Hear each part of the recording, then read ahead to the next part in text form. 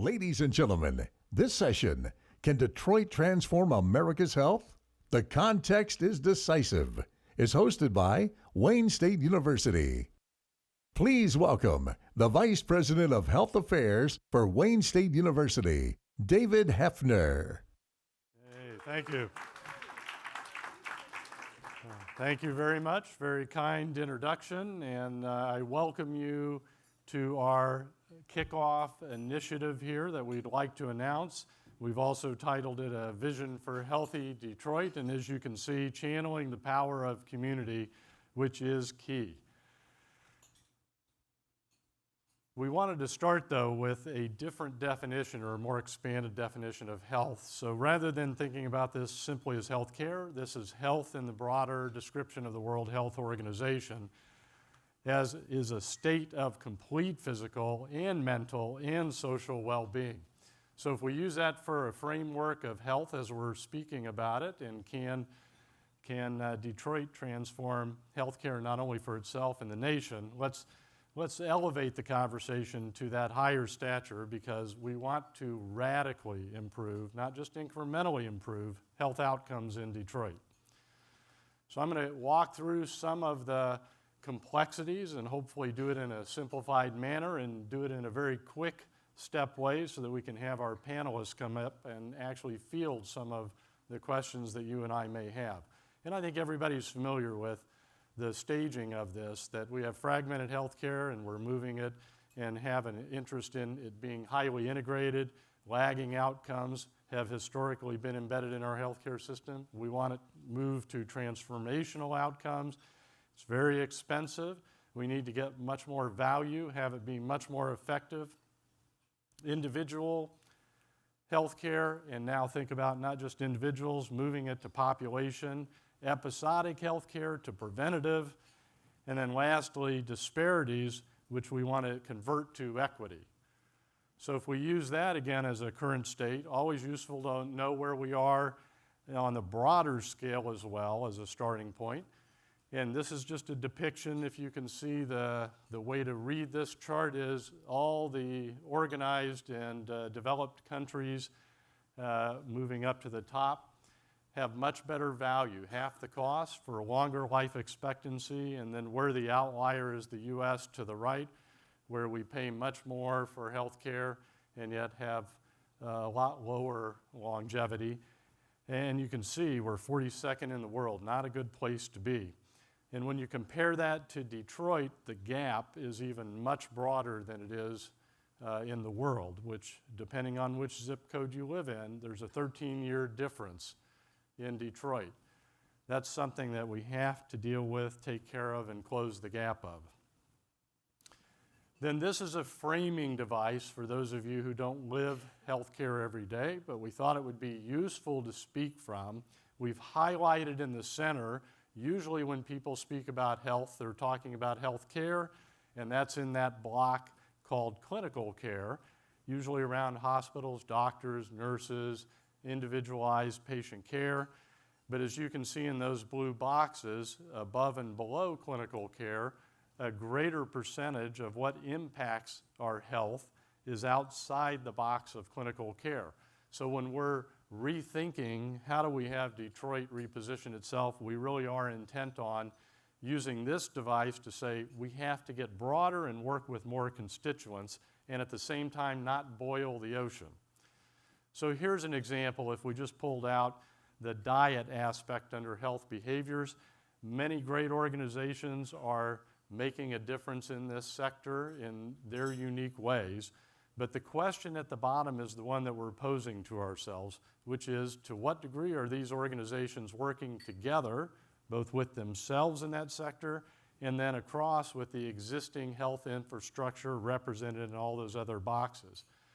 And one more example related to that is if we looked in the housing side, again, great organizations that are committed to making a difference with regards to housing and different approaches in that. But again, to what degree are they working together and across with different players that are out to also make a difference? And then we also have to think about the cost side. So now we do have a window into that when we think about it from a healthcare perspective. This is some of the data, again, that I think you're familiar with. The yellow boxes are those which have multiple conditions called comorbidities. But if you have multiple conditions, the cost of taking care of you at the individual level, when you extrapolate it, is very expensive relative to those other colors, which is less conditions. And many of us may think, Medicare or Medicaid is a social policy, legislator, or taxpayer issue. That's not my thing, particularly in the business world. Yet the data in the business world looks much the same and mirrors what we're seeing in the public sector. So we all have a problem. We all have to get it right. We all have a stake in dealing with this. And fundamentally, we need to keep ourselves well at the individual and population level such that we have less conditions. Drive those costs down, have us be healthier, and thrive. Now, we've been posing a question that as we kick off this initiative, which you'll hear is a long-term initiative, we would want to start with cardiovascular disease versus neurologic diseases or cancer or other things that ail us as a population. But certainly here you can see it makes the case that cardiovascular disease outpaces everything else in the nation and in Detroit. It is what kills us, essentially, and we need to be dealing with that in a different way. Cardiovascular disease also, though, just from a practical point of view, you can make interventions with your cardiovascular health, again, at the individual level and the population level, and measure it in very short time increments relative to all the other conditions or diseases that you would want to impact. So we're using cardiovascular disease as a tip of the spear to be able to say, can we impact health and measure it over time and use cardiovascular disease as part of that. We have the American Heart Association who will be on the panel with us as partners in this effort. One of the things that they did, which was brilliant, is they even rethought how do we fund our research endeavors, and instead of, much like spreading peanut butter across a very broad base, they said we have to cause a biomedical breakthrough with regards to what our goals are in delivering a better health in cardiovascular disease. And they said, let's invent this. 3 years ago, one brave idea was given birth to, and essentially what that was taking a big piece of their funding stream and dedicating it to one research team in a competitive process. So they put in $25 million, which in the research world, if you got that as an investigator, that buys you freedom time to really pursue that kind of a breakthrough. And by the way, what happened with that is Google Life, now called Verily, came forward, said, great idea, we're going to match your 25, and they put 25 in. And then AstraZeneca at the same time said, great idea, we're going to put 25 in. And so now you had a $75 million pool, and in a competition of all these 300 plus scientific teams across the world came together, and it was awarded to one research team out of Boston for a $75 million kitty. Now that is designed to cause a breakthrough at the biomedical or individual level. What we're proposing here is how do we take that kind of a moonshot and apply it to populations? How do we have a one brave idea approach where we can bring not only ourselves together, but also other agencies, Robert Wood Johnson, and other foundations that are interested in making an impact, but do it in concert and be able to do it at scale. And we fundamentally believe that creating a breakthrough is embedded in working together, not apart. So you can hear that threaded throughout our comments. And if you said, well, who's going to lead that? In the center, you can see it's the community leaders and members that have to make that happen. But it is with bringing all the other different community groups together and working in concert. So that includes you and your chairs, hopefully, us. We have to rethink ourselves as a university to approach something like this, and we are fundamentally inviting you to be part of this endeavor. Now, why Detroit also may be a question that we wanted to answer in advance. And why Detroit is much like we learned when we were younger, because we're Goldilocks, and we just know that we're not too big and we're not too small, and we're just right. We're just right in population, we're just right in the way that we can get ourselves aligned and work together. So from the local level to the state level, we believe we can bring the constituent groups together to work in a whole new way. Why not us, right? Now, this new context does require a rigorous approach. Rather than fire, ready, aim, we're intent on actually getting our arms around all the different endeavors that are occurring out there already. So the first point is, let's do it with discipline and do it in a way that demands accountability of ourselves, and we expect to be held accountable. We want to harness these key points of leverage that exist that people and organizations are already doing in such a way that we can bring those together to cause a transformation in Detroit's health. We want to do this in an applied research framework, so we have that kind of rigor where it's measurable. And we want to be able to take it in a way, particularly with the American Heart Association, in a way that we can scale it and have it be replicatable so that in other urban areas, Houston, LA, across the nation, we can create this model and be able to nucleate it in other situations. But it's a context of 20 years. It's not a 1 year and move on. This is really inside the kind of thinking that requires us to act and operate in a 20-year time frame, knowing that we're bending a curve in a very complex area of life. And it's going to require us all being in an entrepreneurial mindset and investment mode, because the ROI for this is downstream. It's not immediate. So please do hold us accountable. We intend to be back here every year for the next 20 years, same time, same place, and we will report out our progress. And with that, the Reverend Martin Luther King said, "Of all forms of inequality, injustice in healthcare is the most shocking and inhumane." So to that end, on your table, we are extending an invitation to you to join us and be brave together. So please do take that, talk to any of us or call us, and we will obviously be there. We want your participation needed at the table. Thank you very much. Please welcome Vice President of Field Health for the American Heart Association, Jessica Donzie Black. Director and Health Official for the City of Detroit Health Department, Joneigh Khaldun. President of Wayne State University, M. Roy Wilson. Senior Vice President of Community Health and Equity and Chief Wellness and Diversity Officer for Henry Ford Health System, Kimberly Dawn Wisdom. And to moderate the discussion, Chief Executive Officer for the Michigan Primary Care Association, Loretta Bush.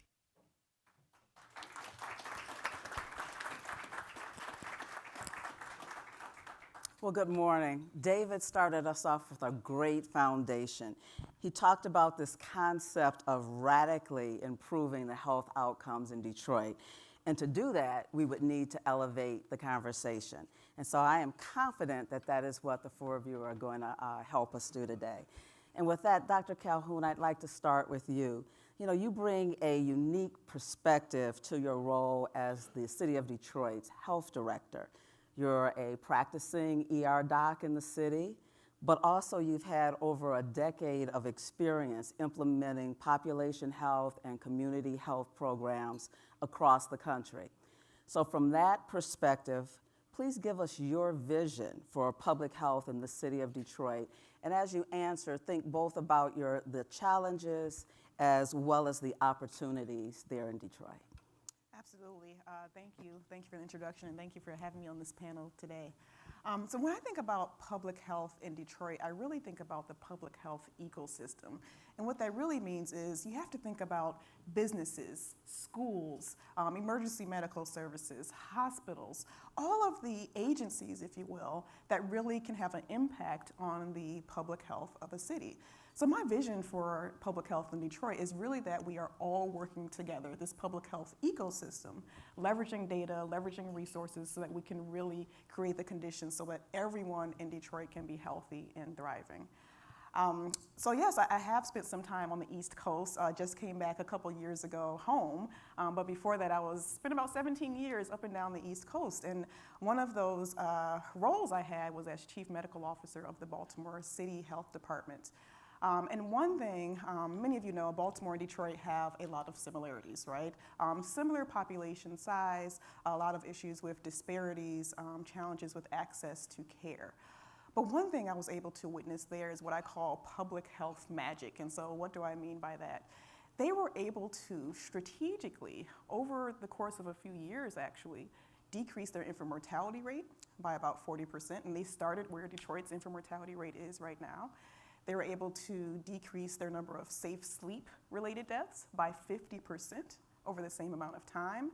And we were able to decrease the teen pregnancy rate by about a third. Okay, so that's public health magic as far as I'm concerned. And so how do we really do that in Baltimore?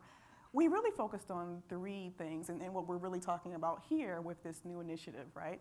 They were able to align projects and programs. So instead of everyone kind of focusing on getting their own grants and trying to win and trying to do their own program, focusing probably all of them on the same population of people, they were able to align around similar goals and metrics, right? They were also able to use data and able to target, right, and scale those programs that were effective. What it also meant was, sometimes programs aren't effective and they need to be they need to share that, and then we don't target and scale those programs, right? Absolutely. And then finally, they were also able to really hold folks accountable with data and metrics and tracking, and that's how they were able to really improve those metrics in Baltimore. I also wanted to share just one thing, an example of what we're working on at the Detroit Health Department that I think is really getting to this point of aligning and bringing folks together. Teen pregnancy in Detroit is a challenge, right? A teen in Detroit is 2.5 times as likely to get pregnant as a teen across the rest of the state. So what we did, we brought together, using Medicaid data actually, brought together every provider of long-acting reversible contraception in the city. We know where they are, we know who they are. We actually brought them all to the table and said, hey, what services specifically are you providing? What are some of your barriers? What are your hours? How can we all work together so that we can actually improve access to contraceptive care for our young people in the city? So they've all come to the table. We actually have a map of where they all are. We actually, in a few weeks when we officially launch, there'll be one number that any person in the city of Detroit can call. We'll be able to help you get to one of those providers and our own teen pregnancy clinic that was placed specifically where we know there's a need and not a resource. We'll also be able to, getting to those social determinants of health, be able to provide transportation to such a clinic if you want to go to one. And we've got all these providers actually sharing their data and their metrics, so we'll be able to know, is this working? Maybe there's a challenge there. Can we help get more people to your particular service? So that's just an example of what I mean by aligning and working together, and I look forward to working with my partners here on the stage as we do this work. Well, thank you, Dr. Calhoun. As you were speaking, the thread that kind of went throughout was this whole collaborative and bringing partners together. And there's a quote that says, many hands make the work lighter, right? And I think also more successful. We get to that public health magic. So Ms. Black, next question is for you. So David spoke briefly about the American Heart Association, the One Brave idea. So what elements of that approach would be critical as we think about applying it to population and community-based health in underserved communities? Yeah, so when you look at sort of the analogy between that biomedical approach and then what we're talking about in population health, I think one of the things that really stands out is that opportunity and that need to be aspirational. So when One Brave idea was conceived, the goal wasn't to reduce heart disease, it was to eliminate heart disease, right? And that's the view that they went into that project with, and that's the expectation of the outcome of that work. And I think similarly, when we look at the city of Detroit and Wayne County, you know, in the most recent Robert Wood Johnson Foundation's county health rankings, they look at various health factors across counties and then set them up. Wayne County is 83 of 83 ranked counties in Michigan. There's tremendous need and opportunity to move up. Similarly, if anybody was in the mobility session yesterday, you may have heard reference to the fact that Detroit sort of fell off the list of potential sites for a new Army organization or a base, kind of a new conception that they're doing, because the livability score was not high enough. And so they were sort of outranked by the other communities. The livability score, the AARP livability score in Detroit is 47 out of 100. When you kind of dive into that more closely, you know, the things that bring it down are the same things that affect the county health ranking. It's food security and food access, it's transportation, it's housing security, and it's healthcare. That healthcare score is 32 out of 100. Now, that doesn't mean there aren't awesome things going on. There absolutely are, and there are people doing tremendously good work, and there's a lot of foundation support and public health support and hospital support and lots of hands. But I think there's certainly opportunity to lift that up. So going in with that sense of aspiration and saying, it's not about being a little bit better. How could you make Detroit one of the healthiest communities in the country? How could you go from perhaps how it's perceived today and how it is for many of the people living in Detroit to saying that's a place we would want to live, regardless of where we are in the socioeconomic spectrum? This is a place that has those supports that people need to be healthy, to thrive, to reach their full potential. So we have to have that aspiration element. The other piece is really analogous to what you've already heard, which is there has to be a collaborative approach. When we talk about, you know, in the public health frame, we sometimes talk about this through the lens of collective impact. And some of the key elements of collective impact, number one, is that you have a genuinely common agenda. So sometimes we're all kind of working on similar things, but we each have our own goal, our own measurement, our own way of defining success.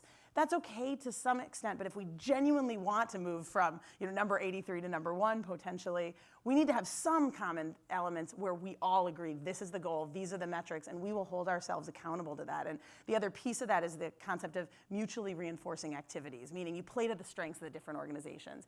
Each of us come to the table, regardless of whether in the business sector, the healthcare sector, the nonprofit sector, the public health sector, with things we can do and things we can't necessarily do.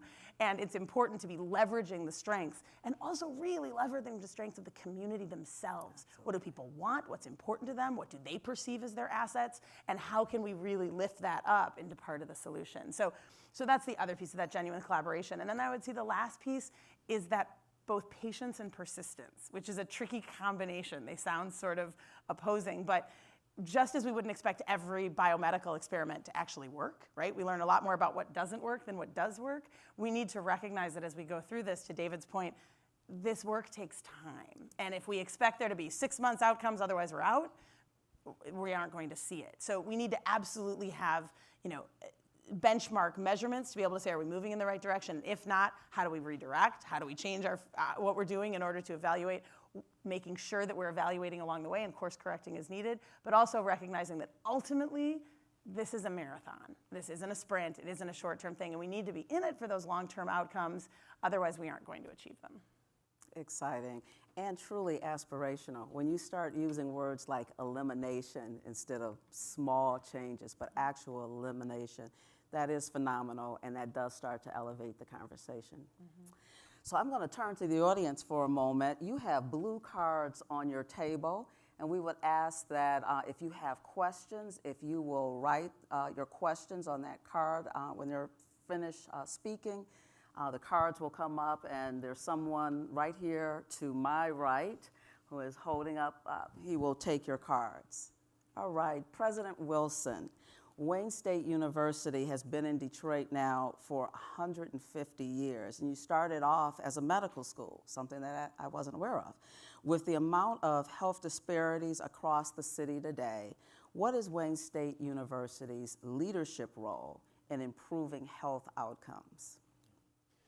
Well, the first thing I would say is that Detroit and Wayne State has some assets from which to build from. Let me just talk about a few. The NCI designated Comprehensive Cancer Center, for example.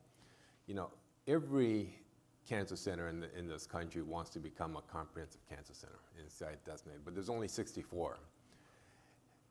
In order to become an NCI designated comprehensive cancer center, you have to have a certain amount of research, you have to have a certain amount of clinical activity, it's a peer review mechanism, and only 64 are selected, and you have to continue to show that you're doing the work and to be reselected.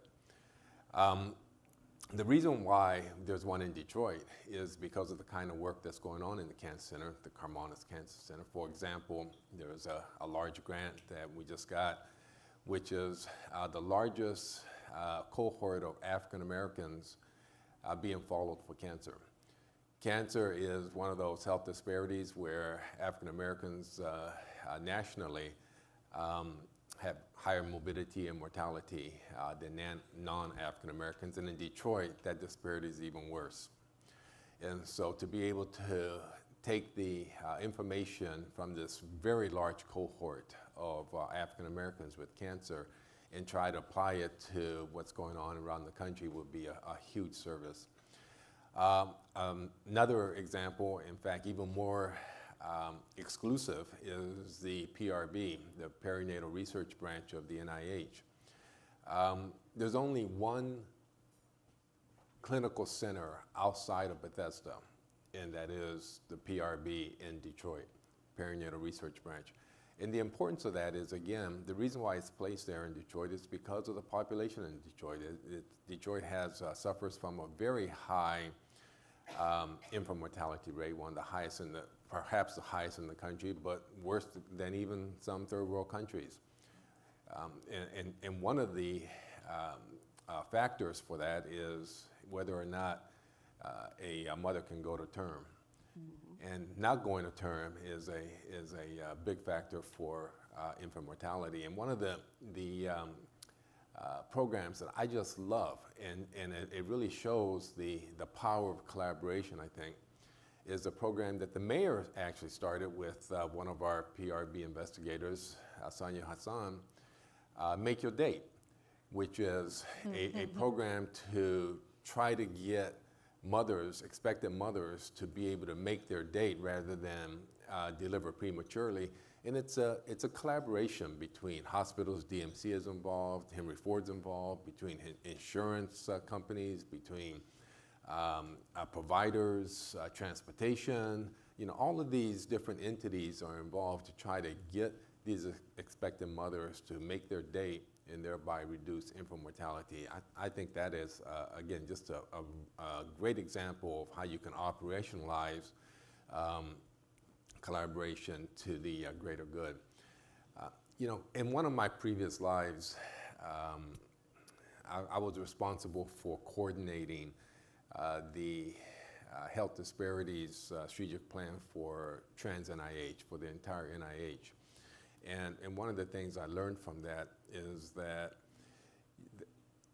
there are so many different approaches that you have to use them all. You can't just go with one approach. Health disparities is a very complex interaction of behavior, of genetics, of biological, of environment, of health systems, of social determinants, as was mentioned. And all of these different kind of approaches has to be used. And so with that in mind, this initiative, I think, is going to be very important. And we're going to start with the planning phase, and Wayne State's going to commit $1 million to begin the planning phase for this long-term project.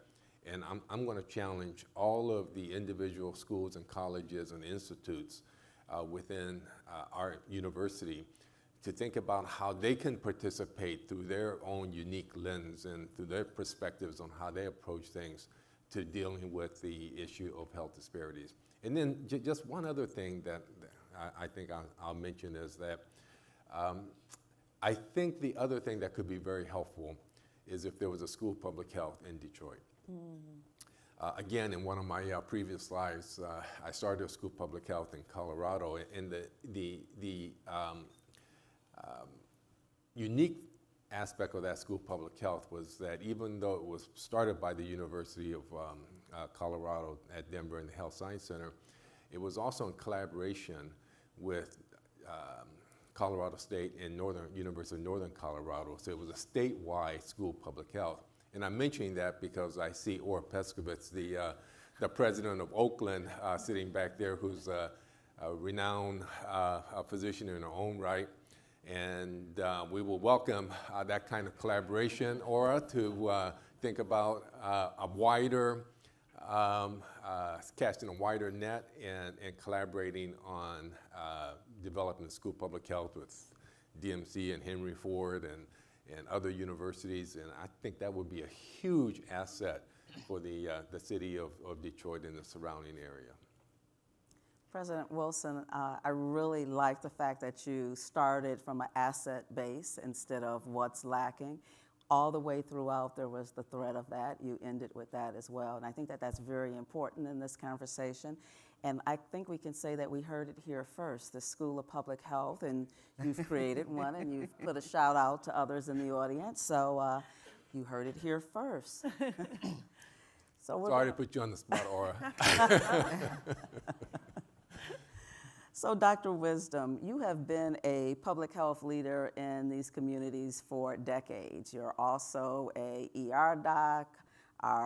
In the past, you were our state Surgeon General. I've had the pleasure of working with you for at least a minute of those decades. So from that perspective, what do you think are the most significant barriers we have to improving health outcomes, and what role do health systems play in transformation of population? Great, thank you. Yeah. Well, I think one of the most significant barriers that we see in healthcare is not looking at the full continuum of health. Many of you have probably heard the quote that health occurs where we live, learn, work, play, and pray. So while at Henry Ford Health System, of course, and other systems, we want to provide the highest quality of care, absolutely. But we also have to realize that you can provide that great quality of care, but if we don't look at those other social determinants, it just doesn't make that high quality care as effective. So when I say social determinants, we mean addressing housing instability and food insecurity and transportation and education. Those are key if we're truly going to have major health outcomes. So when we look at that, Dr. McGinnis came out with a study probably around 2002 that said that about 10, maybe 20% of our health is due to health care, but we have to address those other aspects such as lifestyle, and that's where American Heart Association and public health are very key, because you can provide the absolutely best quality health care, but if you don't address those social determinants, we're not going to realize the most favorable outcomes. I think one other thing that's important in terms of barriers is that we have to realize, you mentioned about eliminating heart disease, and I remember nationally, Healthy People 2020, 2010, it was first about, in terms of the health disparities world, it was about reducing health disparities. And then we sort of moved with Dr. Satcher's leadership under eliminating health disparities.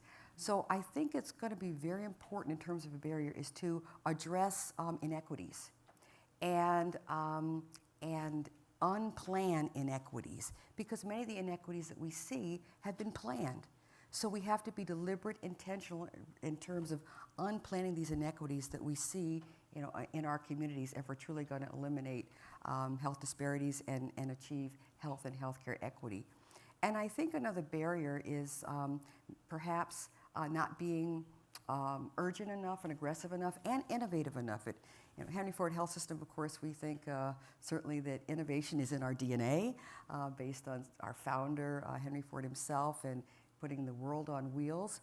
However, we need to really keep that innovative spirit in terms of what we do. So one of the very innovative things that we've been involved in terms of infant mortality, and you sort of heard that theme several times during this presentation, is that we have found innovative ways to address infant death through working with the mayor's office, our public health department. But at Henry Ford, we've developed a women-inspired neighborhood network Detroit, or called WIN Network Detroit, where in our first cohort we saw out of 323 women, 0 preventable deaths among very, very vulnerable and underserved women. And now we have another model that is called Centering Pregnancy, where we combine a community health worker co-facilitating the sessions with a certified nurse midwife, and again, nearly 100% breastfeeding, near 0 infant deaths So we're really seeing transformation occur, and we know those same principles can be applied in terms of heart disease prevention and having a more comprehensive approach in terms of what we do. Exciting. And I heard you mention several times throughout innovation, and that's going to be the key, right? I think that kind of goes back to one of the previous comments about, we look at what's working, we stop doing what's not working, and we don't do it just because we've always done it, right? But to look at how we should be doing it going forward. That's an important piece. Yes, thank you. So while I'm looking towards you, one of our questions, Dr. Wisdom, is for you. Okay. So I'll stay right there and say, is there a way that Medicaid or the health systems can fund nonprofits working on the social determinants of health?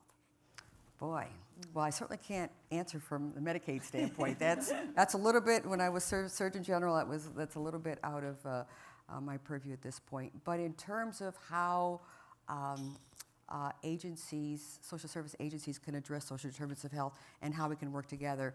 For one, every health systems that are nonprofit have an expectation to complete a community health needs assessment and then develop an implementation plan to address these social determinants. And that's in order for us to maintain our 501c3 tax-exempt status. So there are ways that collaborating with nonprofits, we can actually work together to address those social determinants.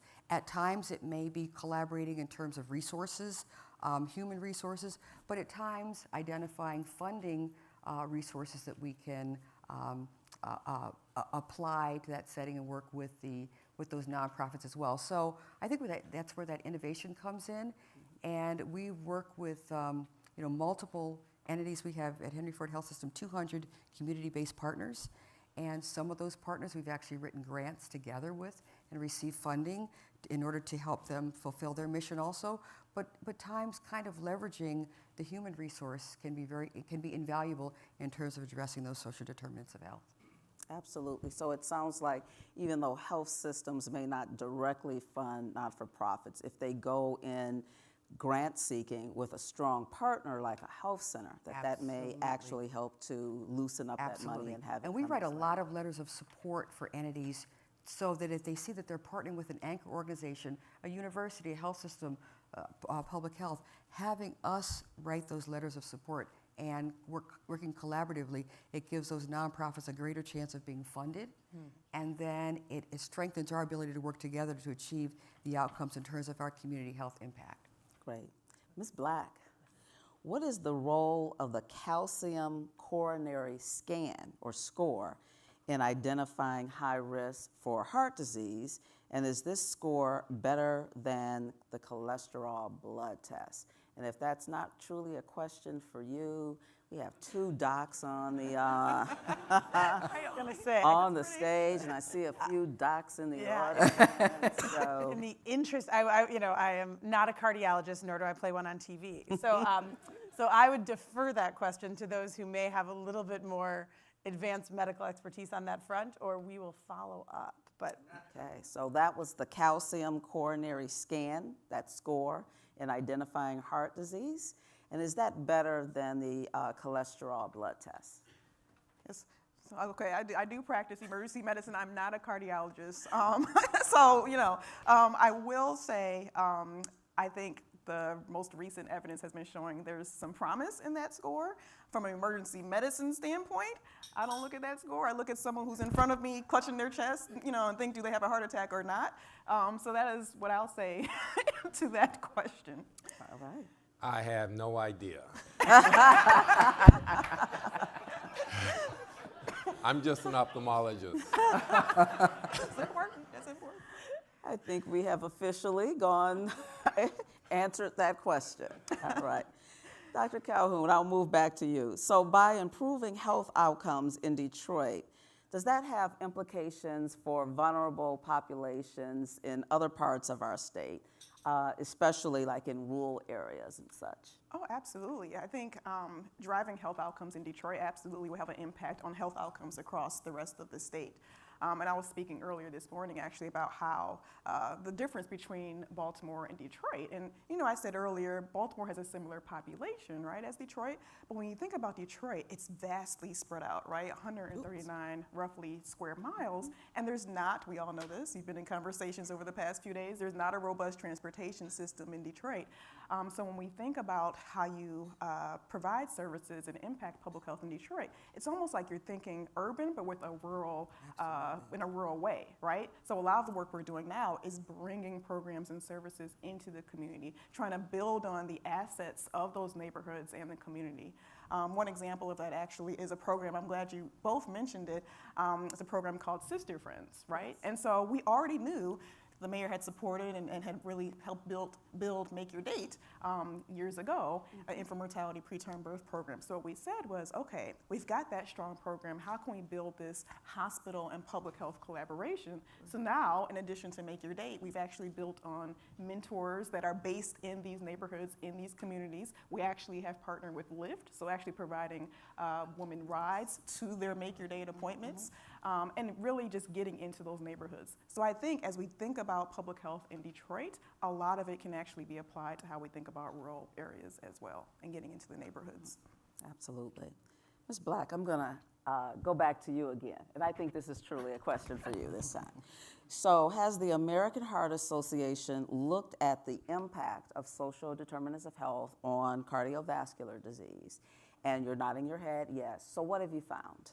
Yeah, absolutely. There's actually a whole policy paper on this very topic, exactly because the Heart Association, we're very scientifically based and everything sort of based in research, and we set very robust goals. And so in 2010, we set the goal that we were going to reduce cardiovascular deaths from cardiovascular disease and improve cardiovascular health by 20% by 2020. That was the goal.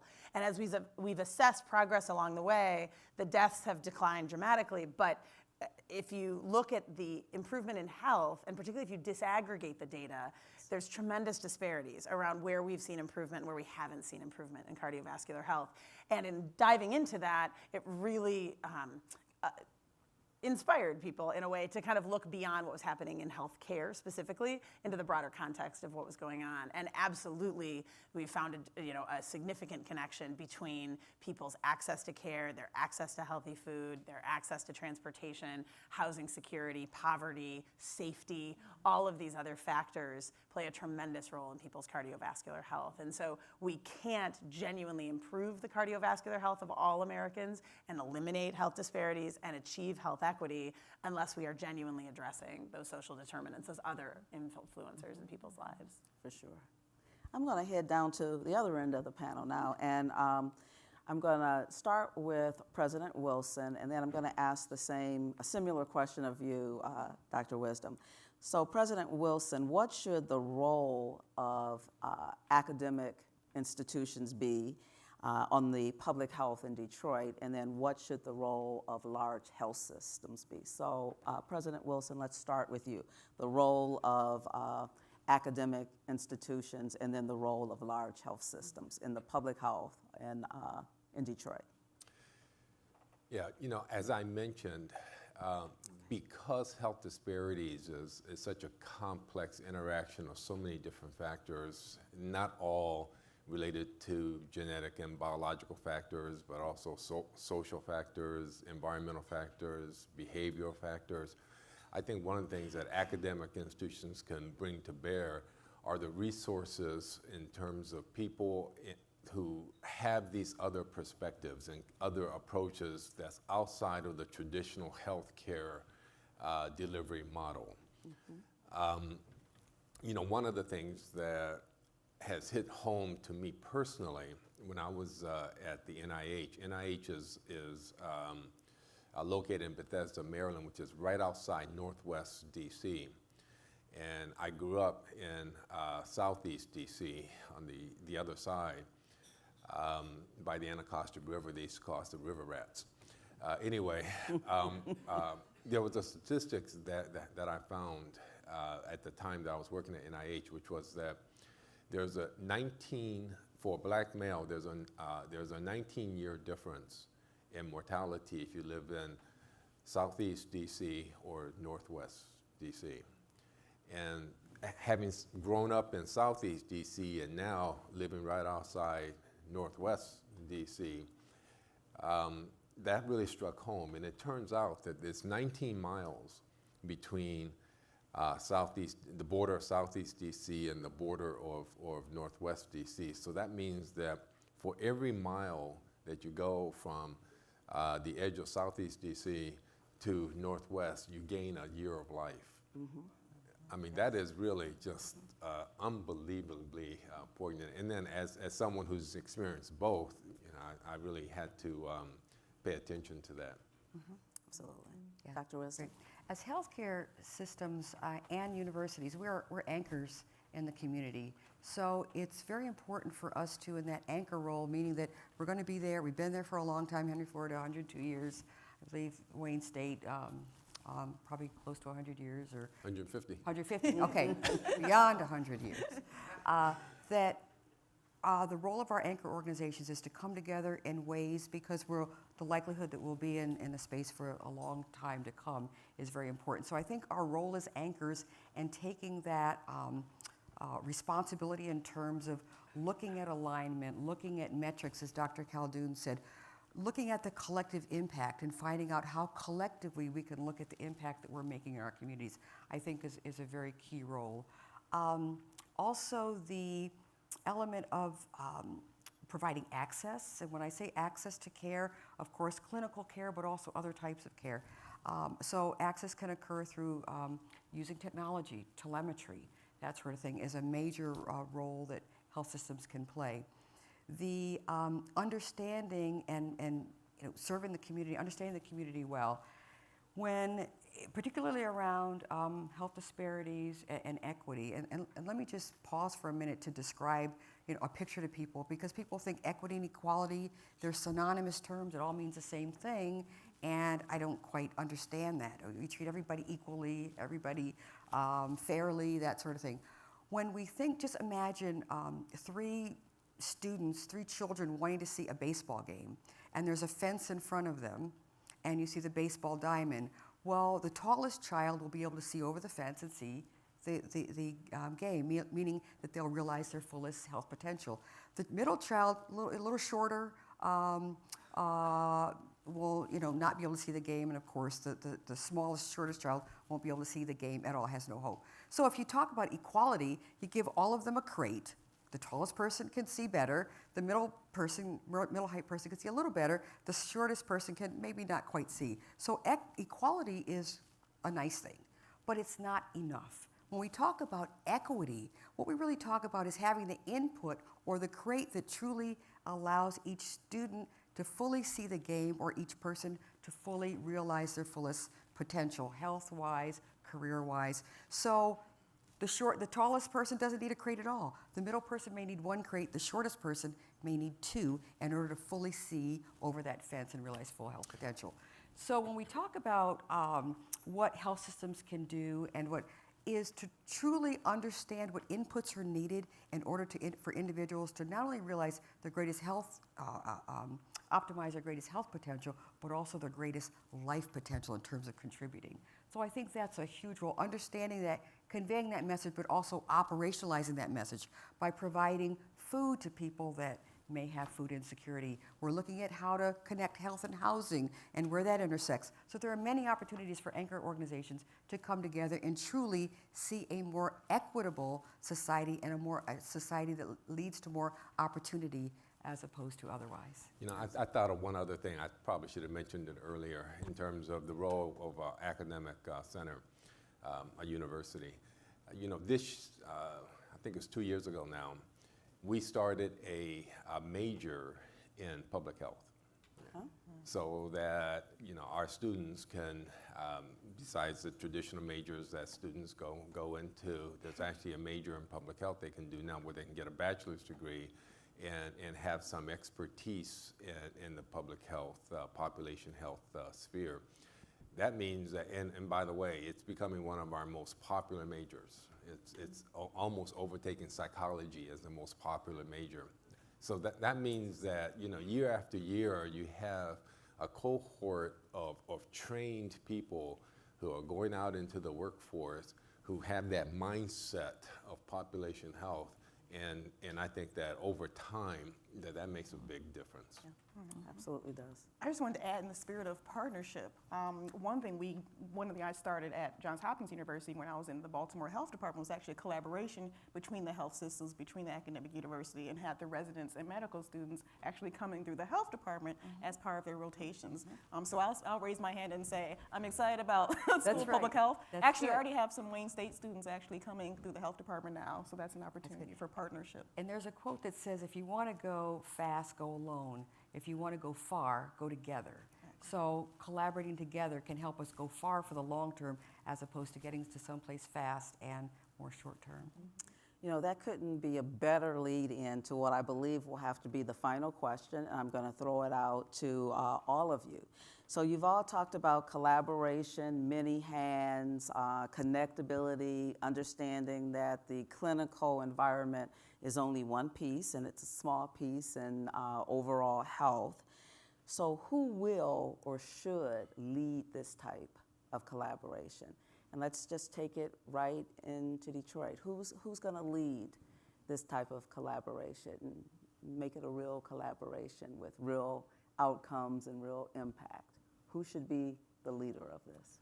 Well, I'll start as the person who doesn't live in Detroit. I'll start by saying, not me, no, just kidding. That, there's another quote that is, imagine how much success we could have, and I'm not saying it correctly, if nobody cared who got credit, right? That I think as we go into an initiative like this, the key is not necessarily to think about who's the center. In fact, in really genuine collective impact work, the anchor organization often is kind of behind the curtain. That it's really about orchestrating, all the different players coming together in harmony, so that work is really synergistic. And then collectively, they sort of own the progress together. And so I think the key is leveraging the assets and the strengths of the organizations that are committed and interested, including all of us and perhaps many of you, and identifying where are those strengths and where can they best be leveraged, as opposed to thinking about sort of the centerpiece. Because I think in doing that, it necessarily sometimes creates a turfiness that can actually be an obstacle to progress. Absolutely. Who else? So Karen DeSalvo, as many of you may know, was a national HHS director, talked about this concept of public health 3.0.